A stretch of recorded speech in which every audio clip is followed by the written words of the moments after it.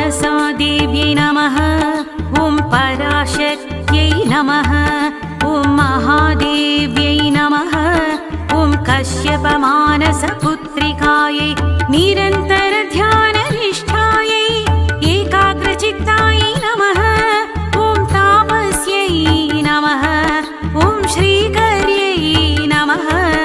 ॐ श्रीकृष्णध्याननिरतायै श्रीकृष्णसेवितायै एकचित्तायै जगदीश्वर्यै एकचित्तायै जगदीश्वर्यै नागलोकरक्षिण्यै क्षीरप्रियायै पञ्चभूतेशे मानसा देव्यै क्षीरप्रियायै पञ्चभूतेशे मानसा देव्यै